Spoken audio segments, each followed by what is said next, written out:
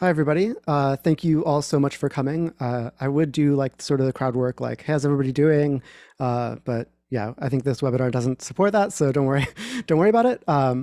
I am so grateful that you all are here today because I realize that the sort of nature of this talk is probably not the sort of typical sort of data science kind of talk that you might be used to. But with Juneteenth this weekend, I've been thinking a lot about carceral technologies and punitive technologies, and specifically sort of more generatively about how we can design, I guess you could say, emancipatory, liberatory, or otherwise radical tech. And what does it mean to think in a fundamentally different way about the sorts of technologies that we design, the data that we collect, how we think about that data. And so I've been super excited and super looking forward to getting to have the speaker that we have this week, who is Sachin Pendse, a fourth-year PhD student in the human-centered computing at Georgia Tech, working with Dr. Munmun de Choudhury and Neha Kumar.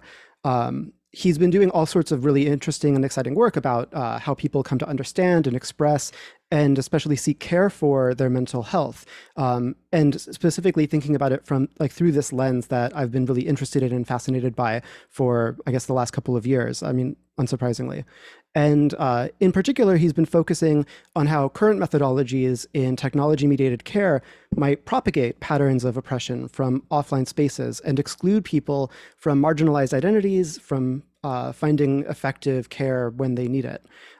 So with that said, I'll cede the floor to the speaker so that we can get to hear his talk. And then after that, we'll have some time for Q&A and whatever else people want to sort of like pick his brain about. And with that, Sachin, I'll lend the floor to you. Yep, thank you so much for that fantastic introduction. So like I said, we'll do the quick little song and dance of remote talks. I'll make sure my screen is being shared properly. So give me 1 second to do that. Great. Let's share screen. Cool. Ali, can you let me know if you can see the screen? Yep, and it yeah, sorry, yes, good. I can. Awesome. Great. So, hey everyone, first of all, thank you so much for coming. I know this depending on where you are in the world, this might be late at night, this may be your lunchtime, right? The joys of remote talk. Thank you for making time to come to my talk. So yeah, I'm Sachin, and today I'd like to talk to you about our vision for more equitable and safer digital mental health. I'll start with a brief content warning, and as you can tell, as the slide shows, that this presentation is a heavy one in a lot of ways. The history that I'm going to be talking about can be difficult to hear, right? Especially for people who have had lived experiences with a lot of these systems, psychiatric systems, carceral systems, can be difficult, right? If you need to step out, please do so. This talk will also be recorded in case there are parts that you need to fast forward through. Also, if you're not feeling up to it, or if anything happens, I will also be around after the talk. You can DM me and reach out to me. I'm here to talk to. But with that in mind, I want to start out with a statistic. So in the United States, 1 in every 5 adults over the course of a given year will experience a mental health disorder, right? And that number is even starker for adolescents. So over the course of a given year, 1 in every 2 adolescents will experience some kind of mental health disorder, severe mental distress, however you want to frame it. And according to the National Institute of Mental Health, the majority of individuals who are diagnosed, and again, these are people who have the privilege of diagnosis, right? Who have gone through all the steps to be able to be diagnosed. The majority of those people do not receive any kind of mental health service. And many argue that there's a universally large gap in treatment for mental illness. So if we look at the global north, and if you look at depression, only of people who are diagnosed, only 1 in every 5 people gets the minimum standard of care for depression. And the minimum standard of care is a couple rounds of therapy or a couple courses of antidepressants, right? That's, if you've had experience with mental health concerns, you know that that's not always what someone needs when they're in distress. That gap is much starker in the global south, right? So 1 in every 27 people who is diagnosed gets, again, the minimum standard of care for depression. And given this big gap in treatment and for mental illness, many argue that technology-mediated care might be a way to close that gap, right? And connect people with care that they may not be able to get otherwise. So we have Facebook giving you their framing of like a mental health minute. You have Google giving you resources when you search means of suicide, or you have apps that can give you reports, right? They will administer traditional clinical scales of what your symptoms might be of mental illness. And there we go. I mean, popular media also frames technology and digital trace data as like a solution to mental health crises. And I mean, you see it in popular media, right? Like people say things like artificial intelligence could solve, right, America's impending mental health crises, right? This sorts of solutionism comes up quite a bit in digital mental health. And we hear these terms a lot, right? Like mental health and mental illness. And it seems like these terms have been around forever, but they haven't, right? They're fraught and contested terms. Though these terms have become ubiquitous, definitions of, right, what is mental health and what is mental illness have been used by institutions of power to exclude marginalized people from care, infringe on human rights, and silence political dissidents. So these are not neutral terms by any means. And while there's a veil of scientific objectivity that's often shrouded over them, they're not objective terms. These biases associated with how mental health is framed are embedded into how we think about mental health. And when we use those biases uncritically, they become a part of research and practice in digital mental health, which is an emerging field, right? Like these biases become a core part of the field when we don't think critically about what we're using in our applications. So over here, I show Emil Kraepelin, who is well, he's a character and in the worst way possible, and we'll talk about it a little bit later in the presentation, but also The African Mind in Health and Disease, which is a report published by the WHO in the 1950s that was super racist and argued that Black individuals across the world were of inferior intellect compared to white people, like super racist, and is still a part of how we think about mental health today, which I'll talk about. So given the influence of culture on how we experience mental health, I think that this quote by Auntie Lorraine Peters, who is a stolen generation survivor, sums it up the best, right? What the risk of harm might be. We might be ignoring people's feelings and stories, and by doing so in digital mental health applications, we might be preventing them from even being able to get actual care in the process.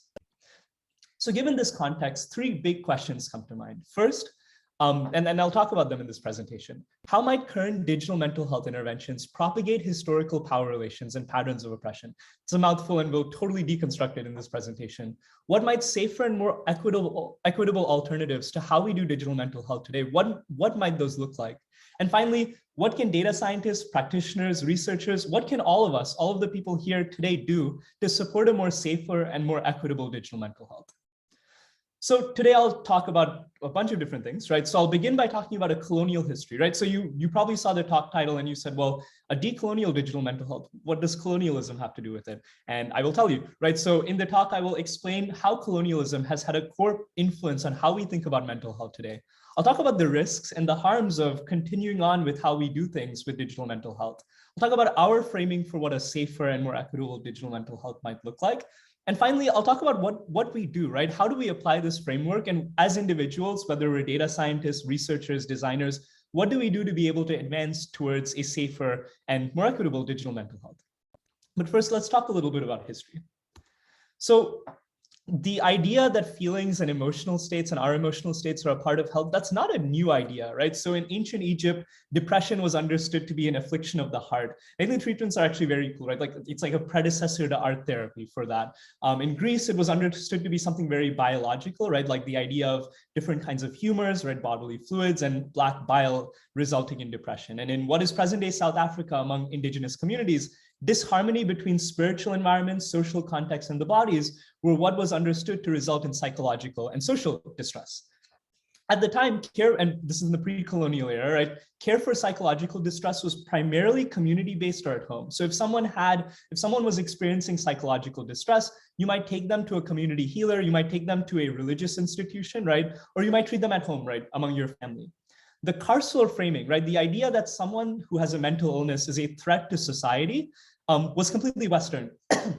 And Suman Fernando talks about this in his work from 2014, that like the idea of like witch hunting, right? People who have behavior that differs from the norm, right? Or having inquisitions, right? That is a Western construct. There's no evidence of that happening prior to the colonial era, right? And this was actually globalized, right? The idea that people who have like psychological distress, that they're a threat to society and should be segregated from the rest of us, that was globalized via the colonial asylum system. So any place colonies were built, asylums were built as well, right? In the 15, 16, 1700s. And it got to the point where even countries that were not colonized or not as colonized, right? So Japan and Thailand were building asylums because of how prominent this idea around mental health had gotten.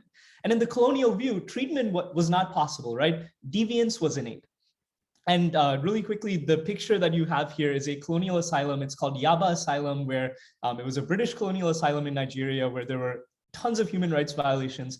By the 1950s and 1960s, it was well known as basically a jail. We'll come back to it, right? We'll come back to what Yaba Asylum means and what alternatives looked like afterwards later in the talk.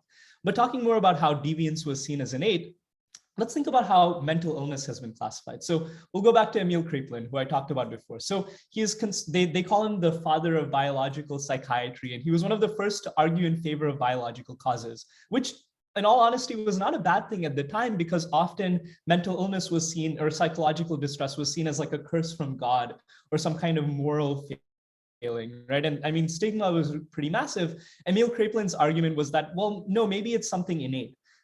However, that led to really, really terrible places, in that Emil Kraepelin also, in creating the first classification systems for mental illness, he took those to try to prove that indigenous Javanese people were, and like these quotes say, a psychically underdeveloped population and equivalent to immature European youth. Again, really, really racist. And that's where the first classification systems for mental health come from. In fact, Emil Kraepelin, like I mentioned, has a pretty long history of doing pretty bad things. He actually, a lot of his work was used as justification for the Holocaust, right, and the killing of people with mental illness. So not a great figure altogether, even though he is a father of the field. And buoyed by the past, this thus began a long racist tradition of using psychiatry to argue in favor of racism. And I'll go through one of these threads, right? So at the time, psychiatry had this veil of scientific objectivity, right? Like, well, if it's biological, then it must be scientific. And going from before Kraepelin, right, American pro-slavery advocates argued that, and I mean, this is horrid, right? It's a horrid perspective, but insanity and violence was more prevalent among freed Black individuals. And they used that to argue in favor of slavery in the South. Similarly, British colonial psychiatrists around the same time argued that rates of schizophrenia were higher among indigenous African individuals as a result of what they called inferior intellect. Again, very, very racist, but was used as justification for all sorts of colonialism, right? This idea of liberating the insane, given that mental illness might be innate, was used as a justification for human rights violations by French colonial psychiatrists in Algeria, Tunisia, and Morocco. And that research, right, that was coming out of this, like from colonial psychiatrists, was cited by American asylum administrators as justification for segregation. So there was a transatlantic exchange of ideas that were really, really racist. American psychiatrists in the 1960s would cite this work to argue that the act of participation in civil rights protests by Black individuals was the result of mental illness and caused violent schizophrenic symptoms. So, right, they would say that, well, if people are participating in protests and want equal civil rights, clearly it's because they're mentally ill, right? Again, the veil of scientific objectivity allowed people to justify effectively whatever beliefs they already had, using psychiatry as their scapegoat. And we see the influence of that today. Black men are more likely to be killed by police when experiencing a mental health crisis, even when they are demonstrating the exact same symptoms as someone who's white. So I'll take a sip of water, and then we'll talk a bit about mental health itself. So where did mental health come from? So a widespread awareness of the violent nature of asylums, right, in the 1920s, 1930s, the discovery of antipsychotics as something that can help treat mental illness led to what's called deinstitutionalization, or the closing of asylums around the world. And this came both from, I mean, a lot of times stories painted as like I said, Pinnell liberating the people from people in chains from the asylums. But really, I think what's important to note is this came from work among activists with lived experience that led to the mental hygiene movement. The idea that this is something that this is something that's biomedical, right? It does not come from moral framings, and it's not innate. In fact, Clifford Beers, and this is a picture of him, is a really, really amazing person. In the 1920s, wrote a book about his experiences being effectively abused, right, in asylums, and said, hey, maybe this isn't how we should be treating people who are already in distress, right? Maybe at-home care and maybe community care is really, really important. But even the creation, and in fact, I actually did some research. It's the first time that mental health was talked about at a public health aspect was in 1949. The WHO had this expert committee on mental health, right? Or 1946 was its first mention, 1949, broader level. But Clifford Beers actually, and this is something that's not talked a lot about in the literature, actually talked about mental health himself. So when he was talking about the movement, he would call it mental hygiene. But when he was talking about his individual health, he'd call it mental health. Now, the definition of mental health was not separate of coloniality at all, right? So American war psychiatrists in the 1950s contributed to the idea that mental illness was something that could be diagnosed and treated, because initially American war recruiters wanted to filter out people, so it was ableist, right? Wanted to filter out people who they thought were of weak nerves, right, or had mental illness from becoming soldiers. Eventually wanted to be able to treat soldiers who had mental illness after coming back from war, right, PTSD, or other kinds of mental illness. So coloniality and conflict are a core part of how even mental health has been defined over the years. So where does digital mental health come from? And so Hannah Zeman has a fantastic book about this. It's called The Distance Cure. So after World War II, psychoanalysts started to experiment with providing services over letters, news columns, and radio broadcasts. So after World War II, we have a bunch of soldiers coming back with like shell shock, like lots of different culturally bound illnesses at the time, mental illnesses, right, given the culture at the time. So there was a greater awareness around mental health. There was a greater awareness around like collective trauma and the kinds of things that people needed to feel better. And for that reason, psychoanalysts started to experiment with providing services over a distance. Another thing that came about in the 50s and 60s were the first helplines. And I mean, a lot of my research is on helplines. I think the story is really inspirational. So that is Chad Vera. He created the first helpline in Samaritans, if you've heard of it. The first helplines were community-based and culturally sensitive. So Bernard Mays is really cool. He described himself as a queer priest, and he made the second helpline in the United States. And I think what was specific about this helpline was that it was made for the gay community of San Francisco at the time. So volunteers, if they weren't queer, were recruited specifically to ensure that they did not have any beliefs that were prejudiced on the basis of sex or on the basis of sexual orientation. It's actually also one of the first volunteer lines in the United States, which I also think is really cool. But at the time, psychiatry was seen as a faux science, right? So I think psychiatrists were conscientious, and I think they are conscientious of these critiques, right? And I think that data, randomized controlled trials, right, these became a means for people to see psychiatry as a quote unquote real science. I think that kind of leads to how digital mental health is seen today. Digital trace data, right? So the data that comes out of our phone, passive sensing data, social media data, right? These things are used as what are called digital phenotypes, right? They're analyzed with the hopes of better understanding people's lived experiences of illness to reduce bias. But the thing is that people's lived experiences of illness are very, very diverse. In fact, like Elise said, the format is not super conducive to interactivity, but I'll ask you this question, right? If I ask you all, how are you doing, right? How are you feeling? I would get lots of different expressions, right? Based on how you understand your mental health. So the way that we understand our mental health, right? Our explanatory model of illness influences how we express our mental health to others. So if I feel like I have depression, or I feel like I'm experiencing depression, I might say I'm feeling really, really depressed. But if I feel really, really stressed out from work, even if I have the same symptoms, I might say, God, I just have I'm having a terrible day at work. Like I just have so much work, right? How we understand what's happening to us, as well as our culture and our societal context, has an influence on how we express our distress. And it's really, really important to think about this, because presentations in the global South of distress are often somatic, right? They initially present as somatic. So stress, tension, using biased constructs that don't think about the diversity in symptoms in digital mental health tools has the potential to propagate biases and exclude people who are in dire need of care from the kind of care they need. So I'll talk a little bit more about the risks and harms of what happens if we continue to do what we've been doing so far. I'll start with personal interface design, right? So let's say you are searching for mental health resources, or you are using a digital mental health app. What's the risk of harm there, right? If we continue on with the colonial way of thinking about mental health. I'd say it's exclusion via clinical construct. The efficacy of digital mental health tools are generally measured via improvements in clinical constructs or even engagement with the app, right? So in a lot of digital mental health applications, designers will say, well, we've shown that CBT, right, a type of therapy is useful. So more engagement with an app that has CBT in it, well, that must mean that this app is working, which is clearly not representative of people's lived experiences. It's not representative of how science is done. I think generally, right, I think it's quite flawed. Similarly, resources on search engines, right? So if you search like, I'm feeling down or I'm feeling bad, they're recommended based on specific keywords that are primarily clinical, which may not be what an individual in distress needs. So I mean, you can try it out right now. If you go to Google and you search, my stomach hurts and I feel bad, you will get lots of stuff about gastrointestinal distress. But my own research has shown, and like lots of research shows, that for people in the global South, for people of color, stomach aches are a huge way that we express mental illness, right? They're a huge way that we come to understand it and express it to others.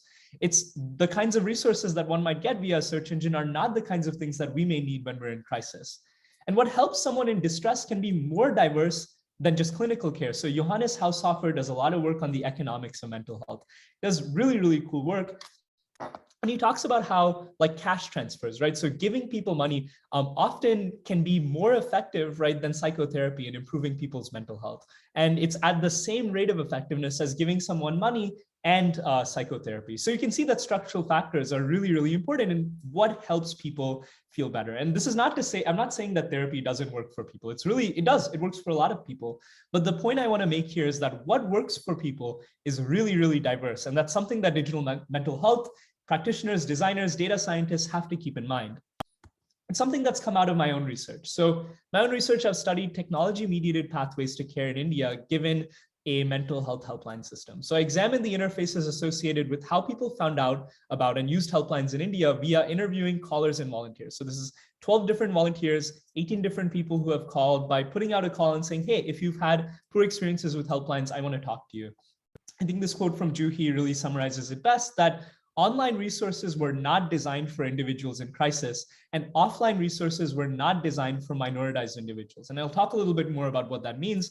But basically, like, I mean, in Juhi's case, she searched through tons and tons of helplines, dialed lots of different helplines, none were picking up. Only until the end did she find out that helplines were not open on a Sunday, right? And that's something that's very preventable from the design of these tools. It's just a matter of putting in the effort and thinking about the kinds of non-clinical care that exists to help other people. One of the other things that we found is that shared identity, culture, and language were really crucial for people to be able to get relief on a broader pathway to care. I think the quotes in the next slide really summarize that best. So Dana, who is an Adivasi individual, which is an indigenous person in India, talks about how the kind of care that helplines offer is not the care that she needed, right? So she mentions in her, and what she says is that even if you make a helpline for indigenous people, if you're using the same clinical constructs and you're using the same forms of care that are biomedical, the diagnosis will be the same, the level of understanding will be the same, and it won't be the kind of care that people from that community need in distress. So let's say you make an awesome helpline that can reach a lot of people. It's important that the offline resources that you provide are helpful to people who are from minoritized backgrounds. Similarly, talking a little bit about like the mismatch between technology and how people are using the helplines, we found that it would often be the case that people would call volunteers, just like I said, the same system before, call as many helplines until you find one that works for you.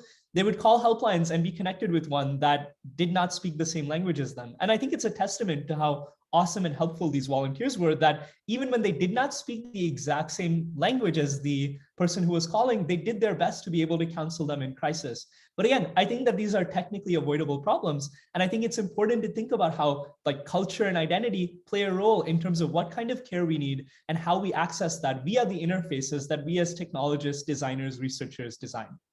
Great. I'll now talk about classification and measurement, which is something that has come up a lot. Just a brief content warning, the next slide does contain a pretty racist graphic, so heads up on that. So we talked a little bit about how British colonial psychiatrists use schizophrenia, right? Use this diagnosis as a tool to argue that Black men and indigenous Africans were more violent, right? Again, super, super racist, but it was a tool, right? Using that veil of scientific objectivity. And we see that bias today. So they've done similar to the resume study. They've done like studies where they like they give psychiatrists the same presentation of symptoms in a case study, and they change the gender of the individual, they'll change the race of the individual as well, and they'll see what happens in terms of the diagnoses that these individuals are given.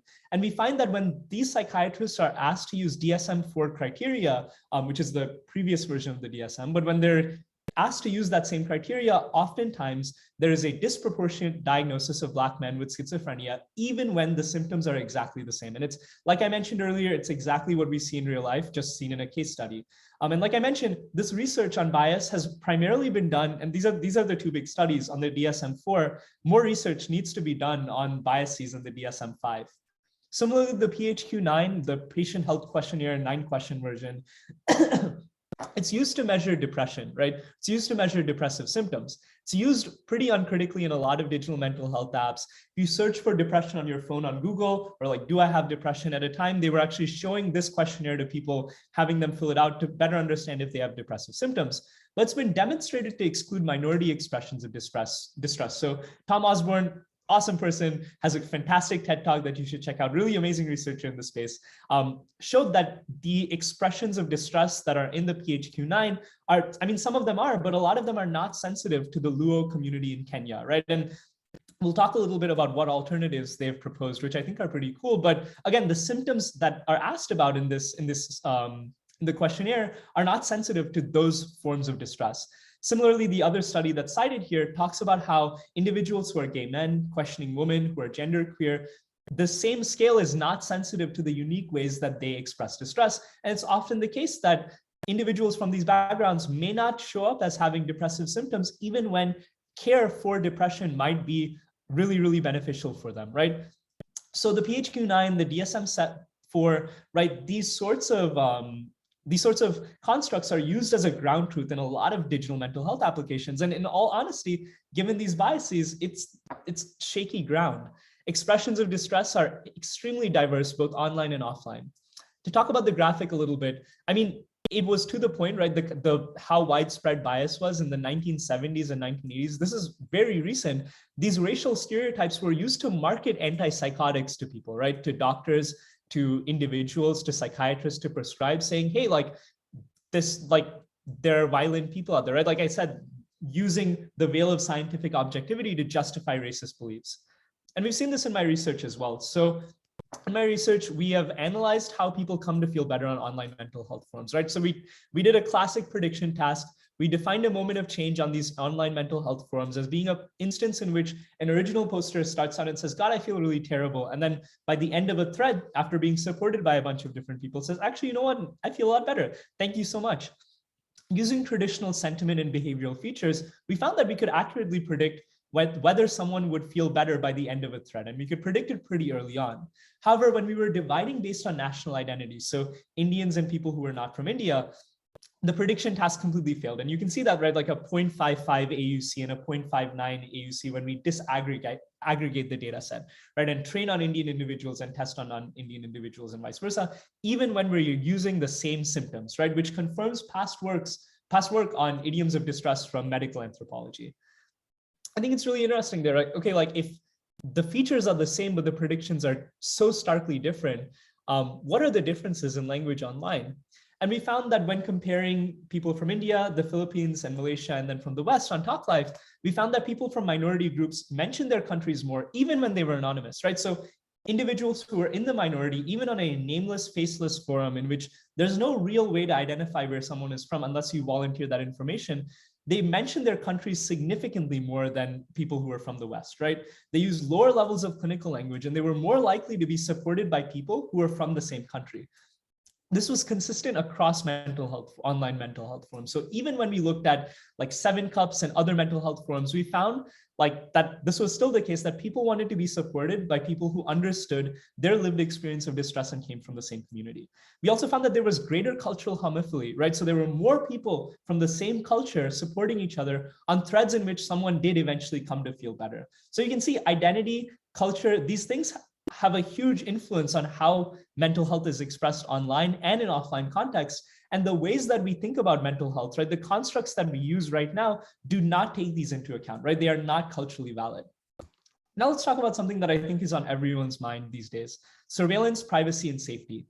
And we'll start with some Foucault. I think it's very topical, right? So Foucault argued that technology for people with mental illness becomes the chains of the asylum, right? So he came up with this term orthopedic instruments. And his argument was that in asylums, over the course of time, the asylum administrators disappear, and rather you have technology doing the same work of the asylum administrators, right? Basically, and I believe he says like policing the bodies and minds of individuals in the asylum. And we see that today with technology, right? So the White House in 2019, after mass shootings in El Paso and Dayton, weighed, right, the idea of using digital trace data, right, from smartphones to make a registry of people with mental illness. Now, I want to take a step back and note that there is no connection between mental illness, right? There's spurious correlations, right, between mental illness and violence. In fact, people who have mental illness are much more likely to be the victim of a mass shooting than they are to commit a mass shooting, right? So this relation between violence and mental illness comes from colonial times. It is a colonial way of thinking about mental health. But what's scary is that there is no regulation on this data, right? Like the White House could do it if they wanted to. They didn't, but they could have done it, right? The data is public. And there's a tension there because, I mean, as anyone who was on Tumblr, right, in the 2009, 2010 era, it is really nice, right, to be able to connect with people who are experiencing distress the same way you are. But the risk of surveillance is there, right? And I think that's a big harm, right? That's a big potential harm that we have to think about. And I know that this can all seem quite scary, right? Like, gosh, there are so many potential ways that a digital mental health application can go wrong. And if you're really excited about digital mental health, I want you to continue being excited. I am excited about it. But I think what's important here, and the reason why I have these critiques, is that I think that naming the potential harms of these applications helps us address those harms, right? But how do we address them, right? Where does that come from? What do we do? Well, that's our framework, right? So we call it a decolonial digital mental health.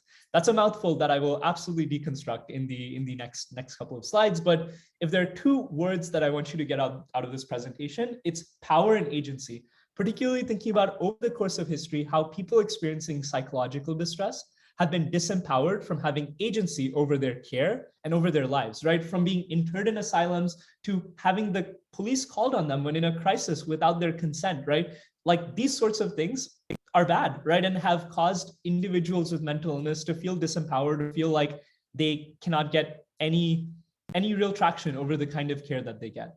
So an alternative we propose is a decolonial digital mental health. And here's why we choose to call it a decolonial digital mental health. Like I said, making those harms visible. So we call it a decolonial digital mental health to explicitly acknowledge the role in colonialism in a mental health that prevents people from accessing care and forces people to risk harm in pursuing that care, whether it is calling a helpline without knowing the terms and conditions, or using crisis text line without knowing that maybe your data might be sold to someone. The digital part of it is considering how the design of these technologies might propagate historical forms of marginalization and power dynamics that rob individuals of agency over their care. And finally, thinking a little bit more about mental health, right? And what might actually bring healing to an individual rather than thinking about individual moments of treatment. Now, we're conscious of the potential for our argument in this work to be complicit in colonization without the recognition of stolen land in decolonization. I don't think what we're doing here is decolonization. And I want to explicitly affirm that land and resources are a huge part of colonialism and coloniality. I don't think there is such thing as decolonization without giving land back to indigenous people. And that is the position of the authors of this paper. However, the reason why we use the term decolonial to describe our understanding of this mental health is to really ensure that people remember the harm that comes from colonialism and the fact that alternatives to this harm are possible. So in our vision of a decolonial digital mental health, there are three parts to it, right? Centering the lived experience, right? How do people come to understand what they're experiencing when they're not feeling well mentally? Centering power relationships, right? So when I look for care, who is empowered and who is disempowered, and how do my identities play into that? And like I talked about before with the research on cash transfers, centering structural factors. So things like class, caste, race, poverty, these things are really, really important with regards to how people come to think about their mental health. But what does this look like in practice, right? What do we do with a decolonial digital mental health? So with this question in mind, let's revisit some of the issues that we discussed previously and discuss how one might demonstrate a decolonial digital mental health approach to each of these. So one of the things I mentioned is that interfaces are exclusionary, right? Like the personal interfaces that you use, right? Like I mentioned, you search, my stomach hurts and I don't feel well into Google, and you get gastrointestinal distress, which may be helpful, but if you are expressing your symptoms physically, it may not be so helpful, right? So one of the ways that we understand a decolonial digital mental health helping in this aspect is incorporating non-clinical and efficacious forms of care into applications, including peer support or financial support, potentially as mutual aid, to ensure that people sustainably recover, right? So this might look like when you search for helplines on Google, or when you search that you're feeling suicidal, you don't just get the National Mental Health Helpline, right? Which is great, but you also get resources, maybe the Trans Lifeline, which is meant for people who are trans, right? Or members of the LGBTQ community. You have the Trevor Project, right? You get different warm lines, right, that are staffed by people with lived experience with mental illness. Or in a digital mental health application, like an online support group, it's very possible, and it could be very helpful to have the ability, right, to create a method for people to be able to send money to each other when they're not feeling well. And that might actually result in better mental health than the kind of support that people might be able to provide each other. Like I said, nothing against the kind of support that people provide each other. It's just very different, right? The kinds of things that get us to feel better. Finally, talking a little bit about search engines, right? Like I mentioned, search engines can provide culturally sensitive resources. And what this is often called in the literature is a medically plural approach, something that a person on the next slide knows a lot about. So this is T.A. Lambo. He's a huge inspiration for me, and I think his story is really, really cool. So going back to the asylum in Nigeria that I mentioned before, right? Yaba Asylum was a colonial asylum, right? It was used often as a jail. And by the 1940s, 1950s, people were scared of it, and understandably so, because huge human rights violations happened there. Even by like the 60s, 70s, 80s, and Matthew Heaton writes about this, there were still awareness campaigns about people who had gone missing in Yaba Asylum and had never been found. So people were scared, right, of psychiatric care, and understandably so. In comes T.A. Lambo, was educated abroad and came into Nigeria after having grown up there to create the first psychiatric mental health system in a newly independent Nigeria. I think the story is really cool because he came in and he said, you know what? I understand that there are cultural differences with regards to how people, indigenous people here, right, my community, experience mental illness. But I have a tough line to walk because if I start to do research on cultural differences, the colonial powers at the time will use this to justify segregation and racism, saying, hey, well, look, there are differences in mental illness between individuals who are white and individuals who are indigenous to Nigeria. And what he did was given that and given the fact that constructs were biased, he did a study of the Yoruba community in Nigeria and a rural community in Canada. And this study is huge, right, in terms of comparative mental health research. So rather than using traditional constructs, he employed a general category for affective disturbances and to see what patterns turned up in it, rather than strictly starting with the clinical constructs at the time. And I think what's interesting is that they found strong similarities between how a rural community in Canada experienced mental health, especially patterns with regards to when episodes happen, and the Yoruba community in Nigeria. And I think that's a really, really great way to think about it, that scales, I mean, they're not all bad, right? They have these biases, but they can be a starting point to be augmented. So like I mentioned, Tom Osborne did research on the Luo community in Kenya and used the PHQ as a starting point, right? To ask, well, where do these understandings of distress fit your experience of distress, and where are there forms of distress that are not on the scale, right? The scale that they created, which they called the Luo Depression Questionnaire, was general, it was malleable, and it was culturally grounded, right? So the questions on the scale included things that the PHQ never would have had. And I think that given the amount of data we have, right, and given the exposure we have, given digital mental health tools to lots of different forms of distress, there is the opportunity, right, to create these kinds of culturally grounded tools that do not borrow on or do not center the constructs of the past. So one way that we think about doing it is NLP algorithms, right, to cluster free text expressions of distress into groups of symptoms, and then rate the efficacy of whether an intervention has worked based on the improvement of these culturally grounded symptom groups for an individual community that you are testing an application with, rather than simple DSM, ICD constructs or scales.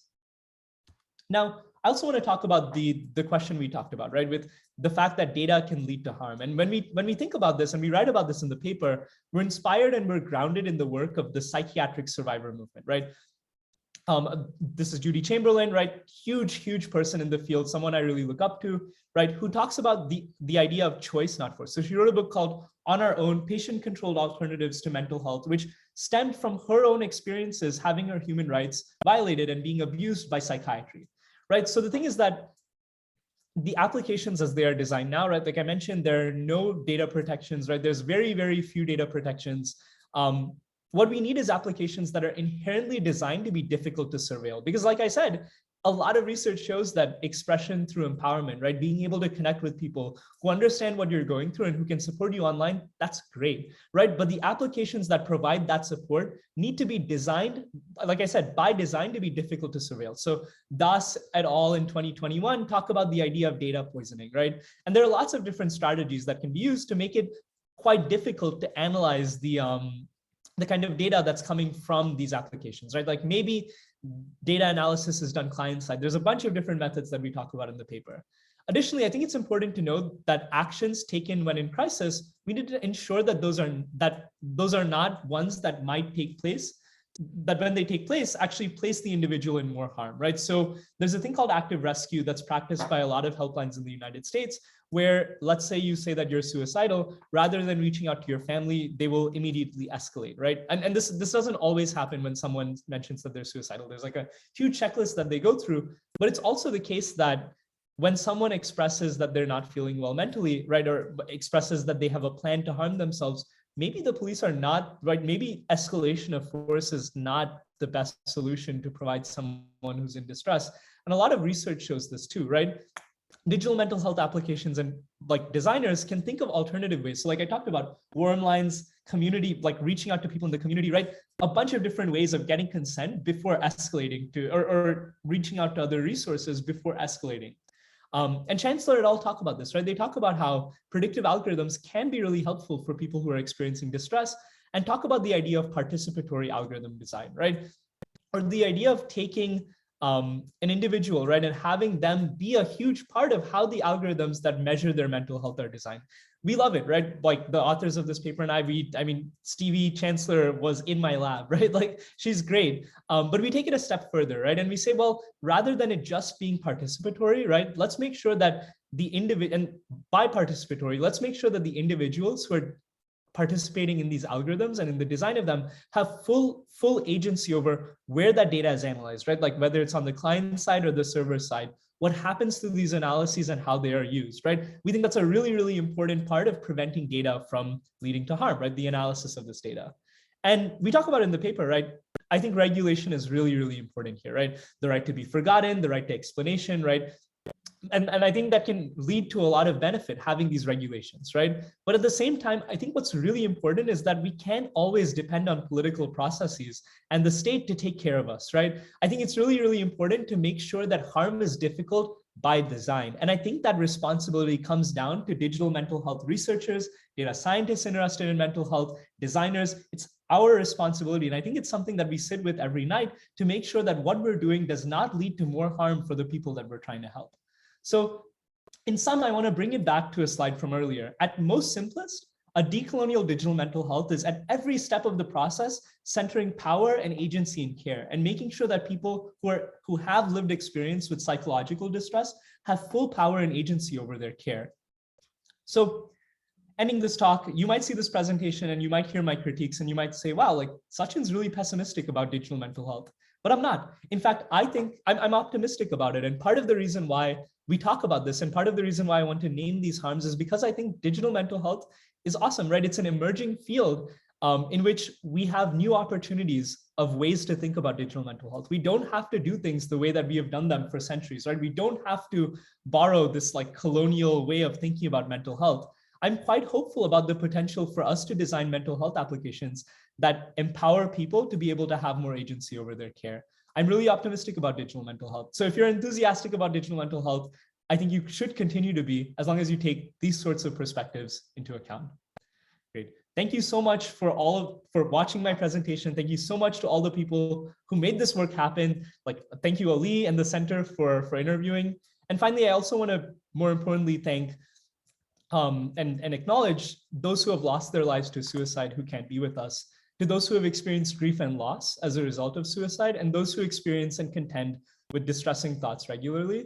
The work we do is in service of a world in which every person has a caring and supportive community accessible to them, a world in which all people can express their emotions safely, freely, and powerfully. Great. Thank you so much for coming to my talk, and I'm super excited to hear all of the questions that you have. That is so awesome. Thank you so much for this talk. I feel like I have a handful of questions or just like a handful of thoughts that sort of come to mind. And so if it's okay with everybody, I'm going to, I'll try to keep an eye on if questions are coming through, but if you have any questions, feel free to type them into the Q&A thing, but I'm going to take the first couple of minutes and just, yeah, sort of free associate or something. Yeah, I mean, I felt myself like really resonate when you talked about like tech solutionism and like this sort of like mindset that like technologies can sort of solve all of these problems. And I mean, I think that I've seen these kinds of discourses outside of mental health care and outside of like the space that you've been talking about today.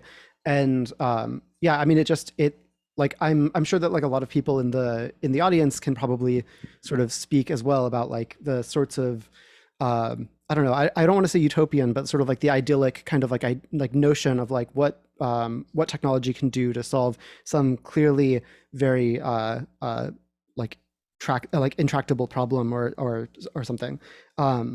I let me see. I was like writing a bunch of like random notes, but then I also definitely wrote some like explicit questions, and I want to try to get those.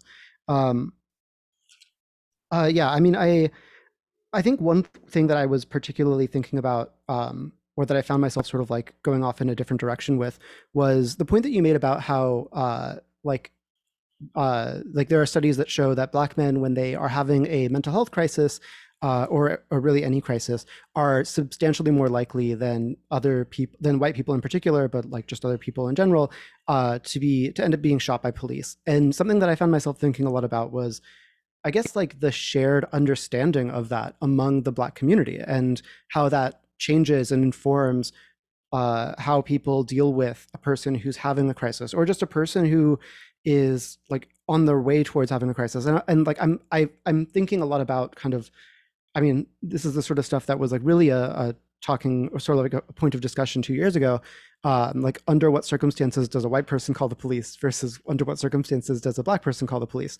And I suspect that like you have a lot of thoughts about sort of like, how does this mutual understanding among like within communities of like, look, if you are going to call the police, like you should expect that somebody is going to get shot, and like that's not necessarily that's not necessarily widely understood in, I think, like in the white community.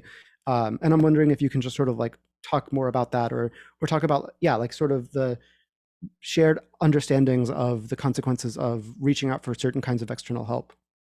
Absolutely. And thank you for that question. I think that's like a huge thing that we think about a lot. So in fact, talking about some pulling from research a little bit, it's a paper by Morgan. I can totally find it later and send it to you. That's the first author's name. We also cite it in this paper.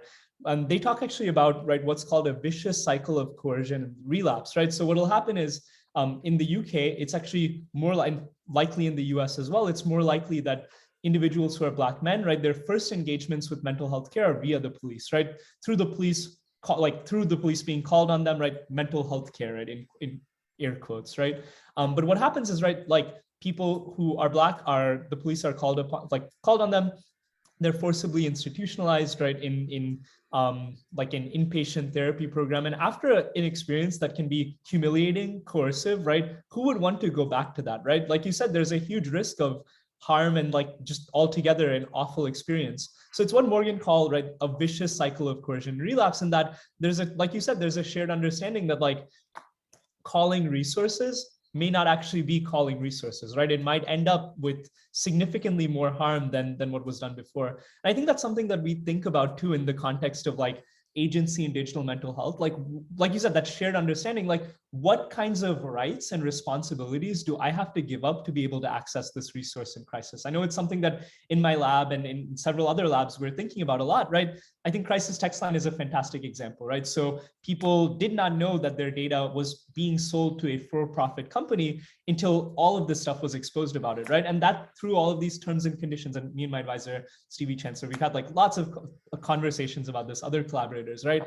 That you end up actually having to give up a lot of your rights to be able to access care, and that's not okay, right? And I think that the vision of like I said, the vision of a digital mental health that we have and that we see is one in which people do not have to give up their rights to be able to access care, and rather a consideration of like their rights, right, and the kind of care that they need are like at every step of the process, rather than it being me being in crisis and having to basically like weigh my risks, right? Like, do I risk getting the police called on me to be able to get the only care that I can potentially have access to? So I think that's a great question and something that we're thinking about a lot. That's super fascinating. That actually raises this question like another question that I've been having, and I think I might only take one more question before I start like sending it to the audience. But I mean, I was thinking a lot about CTL and about consent in particular, or consent more broadly. And I mean, like one of the things, I forgot if we talked about this or if this was like, I don't know, a conversation I was having with myself or what. But I mean, it feels like with digital formulations of data, there is all of this potential to say, like, to like reuse or remix the data and do interesting things with it that you couldn't have done before. And I mean, like, in the conventional ways that we think about consent, it seems very difficult to say, like, well, how do I give my consent to using this data 5 years or 10 years or 50 years later? And I, I mean, like, I think I kind of like hit a wall at that point where I was like, I don't have a good answer to that. And I'm wondering if you have, I mean, like, so I think like one with CTL, like there's this sort of like clear answer of like, look, if somebody's in a crisis, they can't, like, they can't consent to anything meaningfully. So like, this is like sort of an academic discussion in that context. But I think like in the context of, let's say that somebody's not in a crisis at the moment that they are, let's say that they're fully informed, let's say that they have like, that they fully understand that they can like withdraw their consent at any time and all that other stuff. I mean, I guess I'm still trying to figure out like what is what is a model for consent that I would feel I was being respected if it were sort of given to me, that I would feel I had control over it if it were given to me, and that still provides data scientists, for instance, with like a meaningfully useful sort of like paradigm for like, here is this data that I have, but I don't have these circumstances sort of like met, and so it's not okay for me to use the data for this analysis or for that analysis or whatever. I realize like this is sort of like me rambling, but like just trying to figure out like, okay, so like where do we go from here with regard to like, yeah, I mean, like how do we like fundamentally change the approach to consent if the approach up until now was not sort of like designed with the idea of like perpetually reusing data sets in, you know, potentially like, you know, increasingly dangerous ways for decades and decades. I have so many thoughts. I think that's a fantastic line of thought. It's something that I have thought about a ton as well. So first I want to bring up Hannah Zeven again. She does awesome work. She's really, really cool. And she talked about this, that like historically, right, like therapy, and we talk about this in the paper too, and we cite her that like historically, in terms of the data you got from like therapist notes, right? Those were not super analyzable at the extent that we have access to data today. But now we do have access, right? Like that data does exist. And I do think, similar to therapist notes from that time, like you said, I do think that there are meaningful insights that we can gain that can benefit people's mental health from that data. So in terms of thinking about models of consent, so first of all, I want to talk about one of my friends. Her name is Jane Im. She does awesome research on affirmative consent and what that looks like on social platforms. Please go check out her paper. It's like, talks about a lot of these issues, and I know that she's doing a lot of thinking about it. But in terms of thinking about consent in the mental health, right, peer support space. So one of my friends, Stephanie Lim Kaufman Timkulu, she's awesome. And she had taught me, right, when I was doing peer support training, about the idea of an advance directive. And I think that's something that can even be applied here, right? So when a person is not in a state of crisis, making a very clear designation of, this is how I want to be treated when I am in a state of crisis. This is what I look like. This is how you know I am in a state of crisis. This is who I want you to reach out to. This is what we do, right? And I think that the same can be applied to digital mental health tools, right? Like similarly, advanced directive, like when I am in a crisis, right? If I say XYZ things, those don't count, right? Like I am in a state of crisis, but other forms of data, right? Like when I'm doing well mentally, right? Or if XYZ thing is happening to me, then you can use my data. I think it's important. I think that model, right, of an advanced directive can be taken over to digital mental health as well. And finally, I have one last thought too. I think that data donations are really interesting. So did work on this in my master's thesis at Brown. Lots of people on this paper. It's called Psychiatrist. And our format, right, our way of doing these analyses was to have people volunteer their data. A lot of the participants who came in said, yeah, I'm totally down to volunteer my data because I know that this is going to like result in really, really cool analyses. But again, we went through a process in which the only data that they donated to us was stuff that they were comfortable donating. And I think integrating that perspective and that paradigm on mental health and data could make digital mental health like much, much safer. Yeah, I guess like what I'm trying to get at though is that like it's entirely possible that even as a researcher, I can't fathom what interesting analyses can be gleaned from the data set, and maybe more dangerously or more worryingly, I might not be able to figure out, or I might not be able to like even envision today the ways that like the data set involving one person can be juxtaposed with the same data, with another data set involving the same person, and sort of like use that to do harmful things that like obviously like that neither I would have wanted to make the data that I collected available to people for, nor would the people who consented, who told me that they actively like gave consent, could have possibly imagined. And I guess I'm sort of like struggling with, like, that seems like an inescapable reality. It's part of the premise of like data science, that you can do really interesting things with data that you didn't necessarily think to collect for this reason or that reason.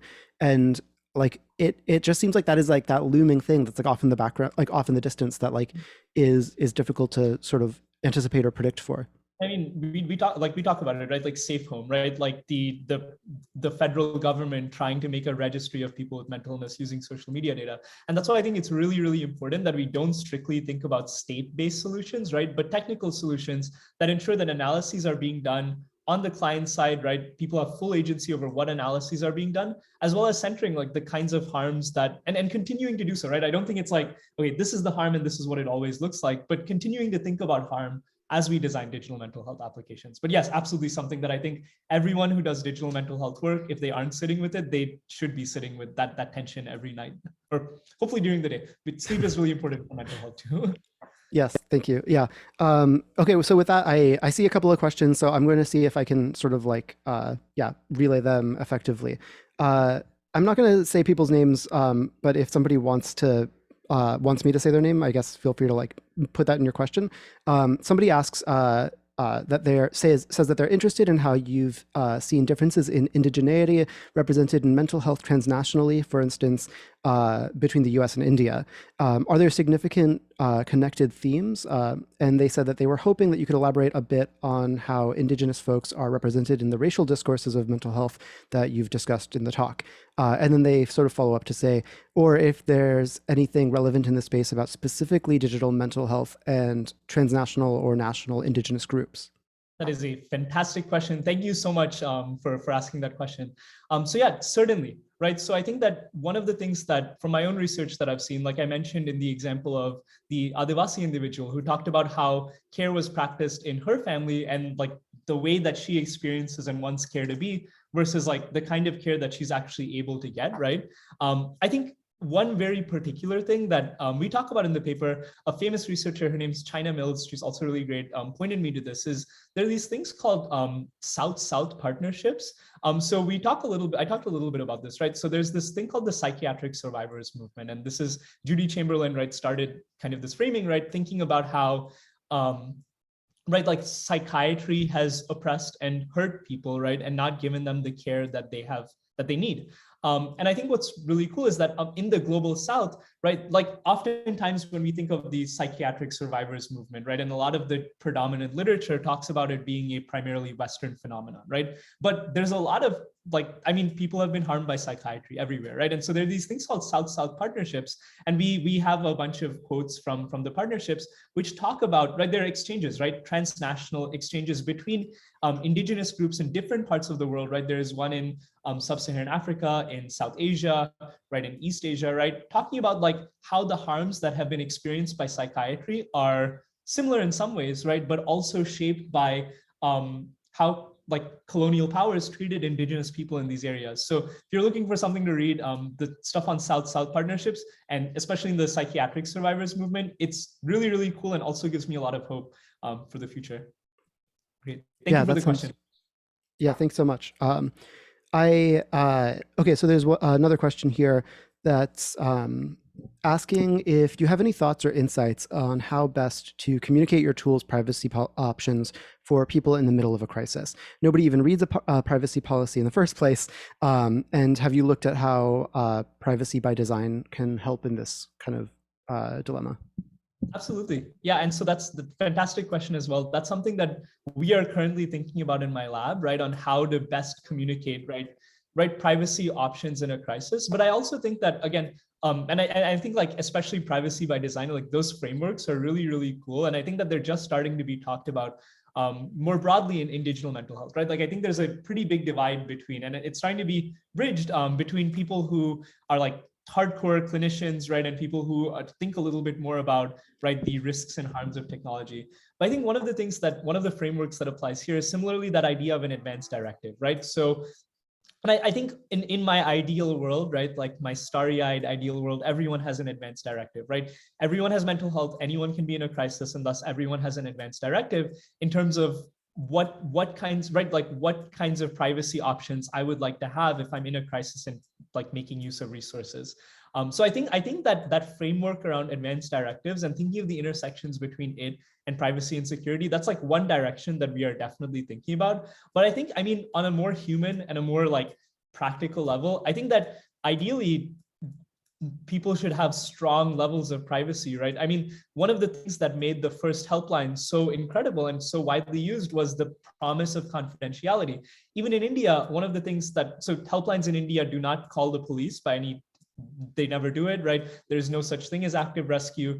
And that actually, I mean, a lot of the people that I've interviewed who have called helplines, their biggest fear was not that necessarily that the police would be called, but that their family, right? So I think that both communicating privacy options well, as well as the specific protocols that are taken when someone is in crisis and having those so I mean, after someone dies by suicide, right, you see the like the helpline number, right? People will say things like, if you're feeling low, call this helpline number.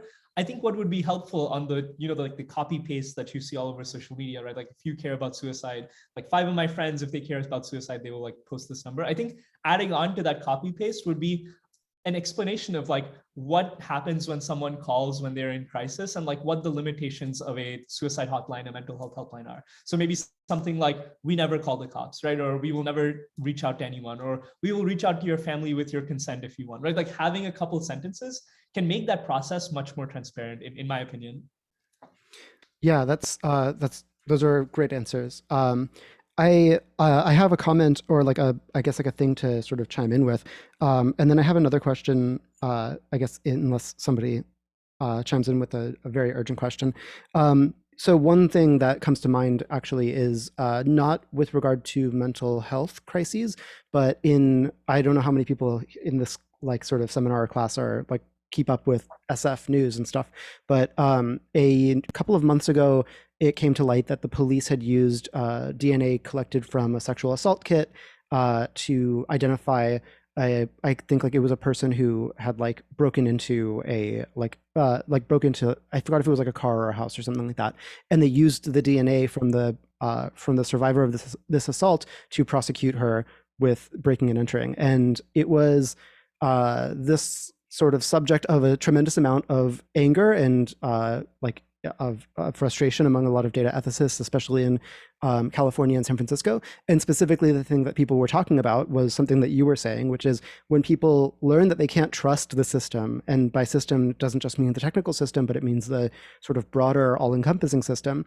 they stop coming to it when they need help. And if you have any hope of, if any motivation that you have is for this system to be effective and useful and to help people, then betraying their trust in this kind of way, even by sort of like passively allowing another organization to use it in some way or whatever, can dramatically and possibly like irrecoverably harm any hope that you have of gaining or reclaiming trust from the community that you're trying to serve. So that's just sort of like a thing that like came to mind when you mentioned that when people lose trust in CTL, like it has all of these sort of downstream consequences. I mean, like another thing that came to mind just now was I think if I remember correctly, CTL is like primarily, if not exclusively, like text-based. I mean, it is crisis text line. That was not very insightful of me.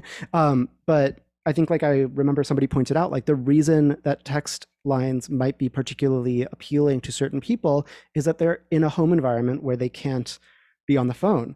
And this is like me being like very gentle in like how I'm describing this. And so like the implication there is that like these are especially vulnerable people who are in a household where like they don't have other options to like call the National Suicide Hotline or something like that, because like they would have like downstream consequences that they have to face as soon as they get off the phone.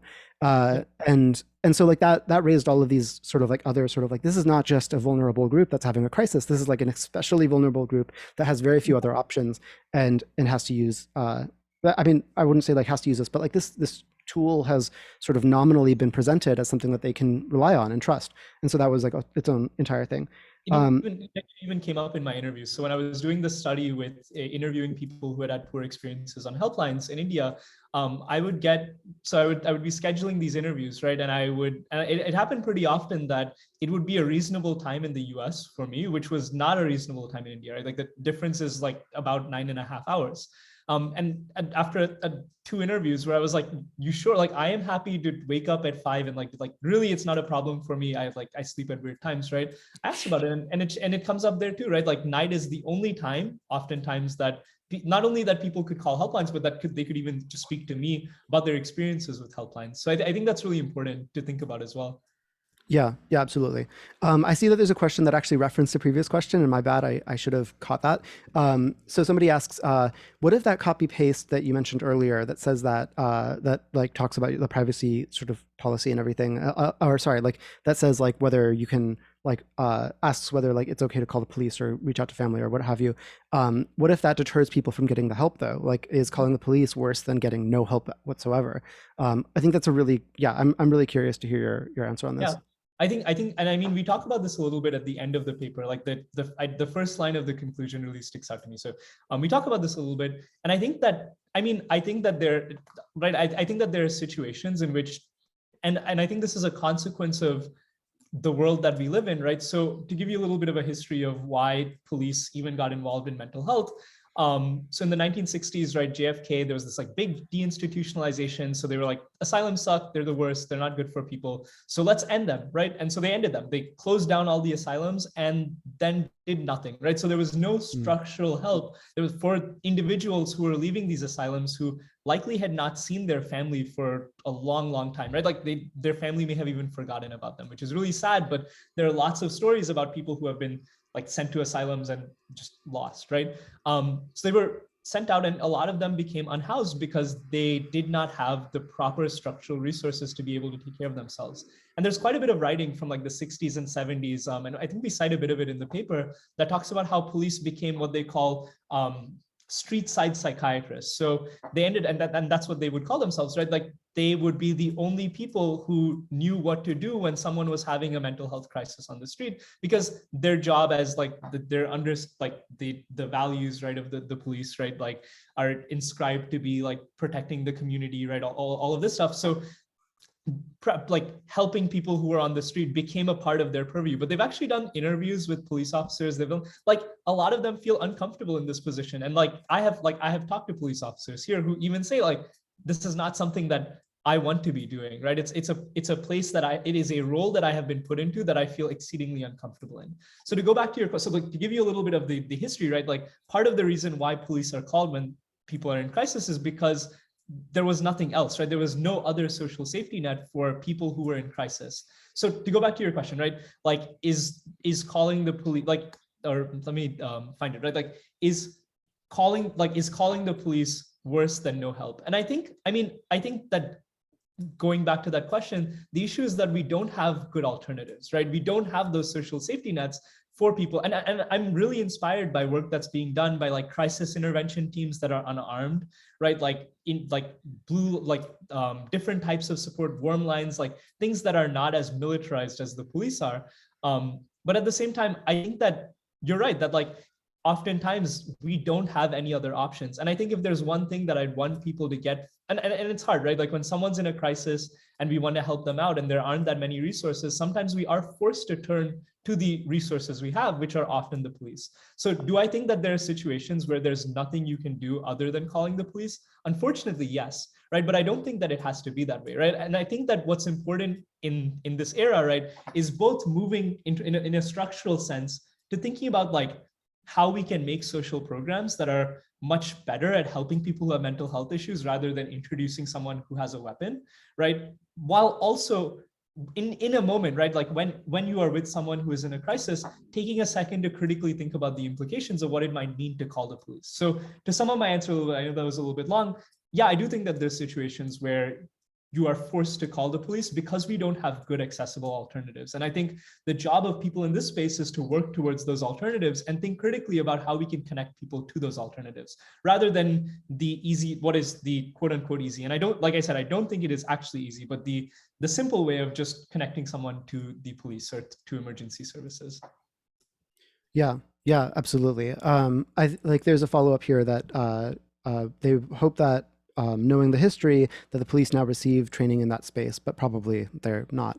I think I would like sort of push back even and say like, I mean, based on like if I'm sort of understanding you correctly, I mean, I don't want to say like I don't think that the police should be getting training with like in situations with mental health, in like to deal with mental health crises, but rather that I mean, like the whole point should be that they don't get called in the first place. Like they should not necessarily like there should be other resources available that people can call when there's a crisis at that's unfolding that deploys people who are yeah like you said like not militarized, not armed, who don't represent sort of like taking the person into a worse situation than they were in before the call was made. And I mean, like it is I don't want to say like it's a false sort of like choice, but it is like a false dilemma that we have found ourselves in by virtue of like lots of incremental decisions towards like let's get rid of like this service and then this service and then this service and then okay well we really have a lot of gaps in our social safety net, so let's just like put all of it into the police and like have them catch everything. And you know obviously like you were saying like a lot of these situations don't neither call for the police like in any clear way and arguably are made much worse by the appearance of armed anybody who's armed to deal with the situation. And I think it is, I mean, I think like you said, I think it's a great thing if police officers are getting training in mental health, right? And like being sensitive to the issues that people with mental health deal with. I think that's an awesome thing, right? Like I would love to give this presentation in front of, I would love if a lot of police officers saw this presentation, right? But I also think that it's important. Like, I think that's a stopgap solution, right? I think that also educating people and making them aware that alternatives exist is also a complementary part of that, like to create the structural change such that people with mental health issues feel safe no matter what. Yeah, yeah, absolutely. Um, I have a question that's because I'm not seeing any open questions. I have a question that I don't know if there's a. I mean, I feel like I have a sense of where I am on this, but it sounded like you were talking at one point about like well, okay, so I'll just like ask the question, then we'll sort of like unpack it. Um, do you feel that there is a sort of like an ethical right to privacy for like that is held posthumously? Like if somebody dies, should their should their data still be held privately, or like if it can be used, for instance, to analyze, let's say, their conversations or something like that, or let's say like just like their journal entries, like no other people are involved um, in like in the natural language processing. Like once they have passed away, uh, do you think that it would be reasonable to say like at this point like it should be acceptable to like sort of like I don't want to say violate their wishes because they're not alive anymore, so like this is complicated, but I also recognize that like I don't know, in the West in particular there's a pretty grotesque history of uh uh yeah like desecrating the remains of human beings. And I could easily see the parallel here if we made the argument like, oh yeah, it should be totally fine to just like do whatever we want with somebody's data or with somebody's notes or somebody's journal entries or whatever. And I'm curious sort of like where somebody who has been thinking about this a lot more than I have has sort of arrived or where they're at right now. So I think that's a great question, right? So I think that I think it goes back to what you had said before, that it's hard for someone to consent when they are in crisis, right? And when someone is in crisis, it's very, and I mean, this is an open question, like what does consent look like? So this is actually done, right? This is done in clinical psychology. Some you may not know this, some of the other people may not know this, that like, oh gosh, I don't remember the exact name, but it's like psychological autopsies is what they're called. So content warning, going to talk about suicide here, that like, after someone dies by suicide, like psychologists will go through their notes, right? The note that they written, or like interview individuals who were in their network, right? And ask them about if they, and I mean, that's how we got research that shows that like, that gives us good senses of what the signs of suicide might look like, right? So that research is done. But kind of drawing back to Hannah Zevon's work, right? And talking about how like, analyzing some notes, right, and interviewing family members, I think is a much more consentful process, right? And maybe not analyzing the notes, but interviewing family members than the masses of data that we have access to today. And I think similarly, right, like I said, the advanced directive, right, and the idea of when someone is in a good place to think about like what they would want their data, right? What ownership of their data looks like, how they would want to have it shared, right? I think that's where I come to, because it's something that I also have thought about before too. Like, what does that psychological autopsy look like given all of this digital trace data? And I think going back to that concept of an advanced directive is where I come to. But like I said, it's an ethically ambiguous and difficult situation, particularly given like the potential to, like I said, know what early warning signs of someone who might not be doing well mentally and might be in a crisis situation might look like. Yeah, yeah, absolutely. Yeah, and I don't expect that there would be like, yeah, like an obvious clear-cut answer or anything like that. But yeah, and so I really appreciate, yeah, just hearing, yeah, what I keep saying yes a lot. I really appreciate hearing what somebody who has thought a lot more about this has sort of like arrived at, and this idea of the advanced directive is really intriguing and yeah, super interesting.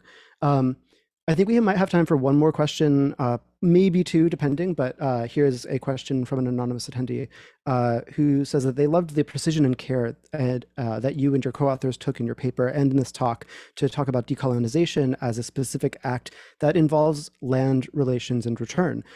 It's a big question, but they're wondering what an explicitly land-based form of decolonial digital mental health might look like. Maybe there's a way to link it up with work being done in the ecological harms of cloud computing or something like that.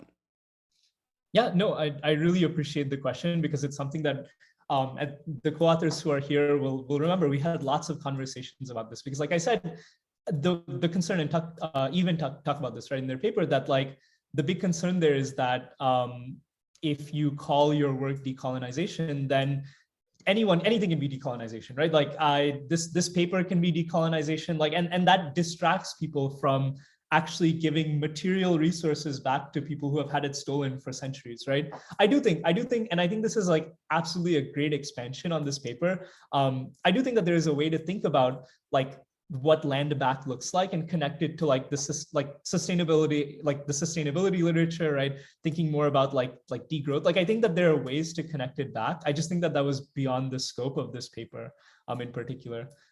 Because I mean, it's true, right? Like land and mental health are so inextricably related. Fanon has a lot of writing on this, but I think that's like the sequel to this work.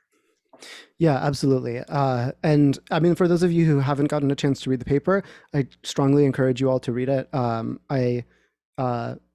Maybe we can share it in like the Slack or something like that afterwards. But it is like really, really thoroughly packed with like just it's extremely dense and in a very readable way and everything. But like it has a lot of really interesting stuff to it. So I totally am not surprised that at some point you had to say we have to stop here. And speaking of which, actually, we are like 5 minutes under time, but I realize like I don't want to go over time, so I'm going to call this a wrap. And thank Sachin again for coming and giving this talk about decolonial methods for the decolonialization of mental health care and all of this other stuff. It's been really, really fascinating. And I hope that everybody in the audience has gotten something, if not, yeah, like something novel out of this and something really thought-provoking. It certainly has been really thought-provoking for me. So, and I want to thank you, and I want to thank all my co-authors, collaborators for making this happen. Yeah, great. I think with that, Jeff might have something to sort of wrap up with, but I'm not totally sure. No, I'll just close out the seminar, and the recording will be available at our YouTube channel later. I want to note that this is a seminar talk that is part of the wider data science seminar series sponsored jointly by the Data Institute and the Master of Science in Data Science program, but is in particular sponsored by the Center for Applied Data Ethics, which is funded by generous donors like Craig Newmark, and for whom the interim director is Ali, who emceed our event today. So thanks again to Ali and to Sachin for the talk. And I think this actually will wrap up this seminar series for the cohort year. We typically take a summer hiatus as we bring in our new cohort of students. This will be our 11th cohort of graduate students. They will be very busy with boot camp for the first few weeks of August, and sometime in the early portion of the fall semester, we will launch the seminar series again for the next calendar year. So for our industry partners who join us, we will be on summer vacation for a while, and so enjoy the time away from us, and we'll see you in the fall. Thanks. All right, great. Thanks so much. Bye. Great. Thank you.